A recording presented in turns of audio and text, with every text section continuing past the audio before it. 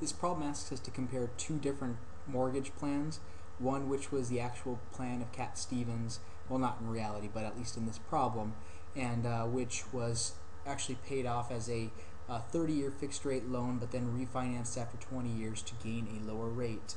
And he wanted to compare that to an existing 1515 ARM to see if he were to get a better deal that way. So what we have ready here is a time diagram, which is going to be perfect for detailing what's going to be happening here. So initially, this is the plan he actually went with. He received a $500,000 home. So we're going to come over to our TVM solver, and we're always going to assume that the house is going to be paid off in the full term, regardless of the fact that it was actually 240 months or 2 years when he really in fact did refinance the home. But since this is a 30-year term, we assume that payments are going to be made across 30 years, even though that may change later on. So I have 4.33%, 500,000 present value. Payment we're going to calculate. Now in 360 months, he wants the balance to be 0, so there should be nothing due on that amount. Now I'm going to come over here and calculate my payment. My payment is going to be $2,483.17. So payment equals $2,483.17.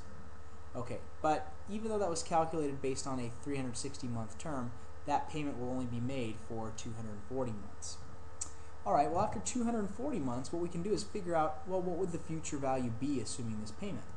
So what I'll do is come over here and change my term and say, well, I'm only going to make this payment for 240 months. Let me calculate what my future value, whether that's balance owed or balance due to me or to him, will be determined by the sign. Okay, well, after making outflows of 2,483, he still has an owed amount of $241,504.71. So what's he going to do? Well, he's going to refinance this, so we have $241,504.71, which will be paid off in the next 120 months. So what are we going to do? We're going to come over here and change this to 120 months because that's now the remaining term for this balance, and now this is to the reduced rate at 4.15%.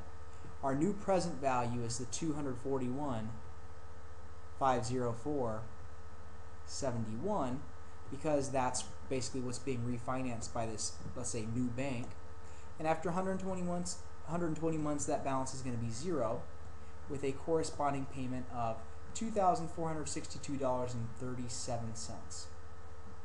So I'm going to come over here, draw my extra little box here to take care of that payment, and that's negative $24.62.37. So always make sure you're checking your reasoning. Does this make sense? Well, yeah, because this was at 4.33%, and so when we refinance at a lower rate, we hope that our our payment would go down, if not by much, at least slightly. Okay, but keep in mind that also this problem said he's going to have to pay a closing cost fee on refinancing the mortgage, which is typically what happens. So that's equaling 3% of the balance. Well, which balance? Since he's refinancing after 240 months, whatever his balance is at that time, that's what he's going to have to pay closing costs on. So I'm going to calculate closing costs by taking 3% of $241,504.71. Okay, now this I'm not going to do anything fancy. I'm just going to come over to my home screen and just do 0.03 times 241,504.71, and I get 72.45 and 14 cents. 72.45 and 14 cents. So the total cost of this mortgage, well, all the payments that CatStevens has made are based on the 2483.17, and he's made that for 240 months. Now keep in mind that this payment right here is not all going towards paying $500,000. Much of that is actually interest.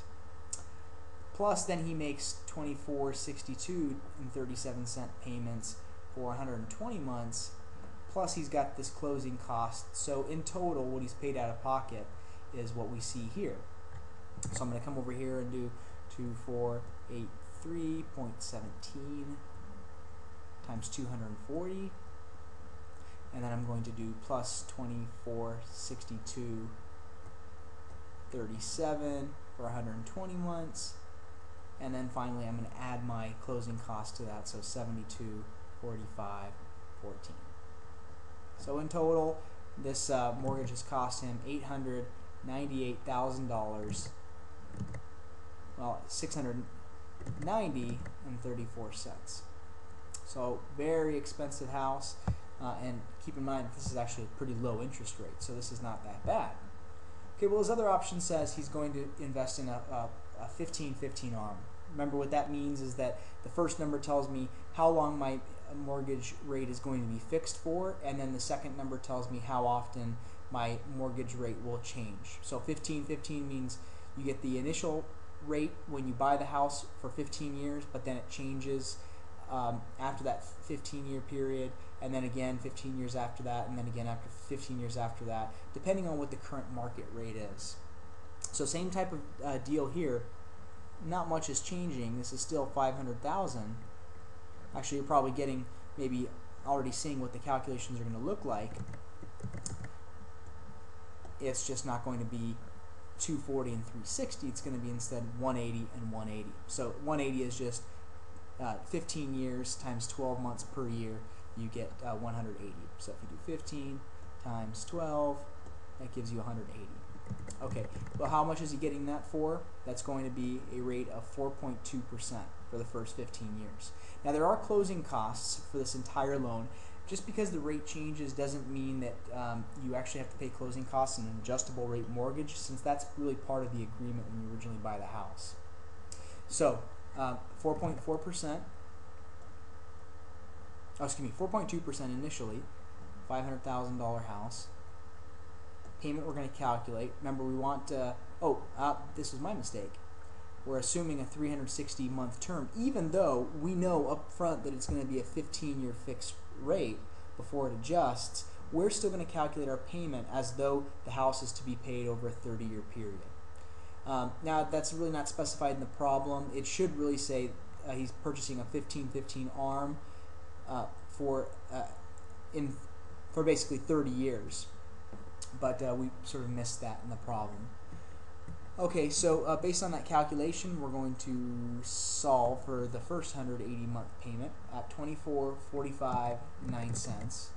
So payment equals $24.45.09. And that's going to be my payment for the first 180 months. I guess I should really put negatives here. And well, now it's going to change, but first I need to know what my remaining balance is. So I'm going to again say, well, let's suppose I make this payment for 180 months at this interest rate. What's my future value going to be halfway through the term? So that means that he's going to basically still have a balance of 326,120.01. Okay, so that's going to be refinanced, but now it is remaining 180 months are remaining, so now I can just go ahead and tweak my percentage rate, change my present value to 326,120.01, change my, payment will calculate. Again, future value, 180 months later, it's going to be 0. So we now calculate the payment, and we get $24.78.16.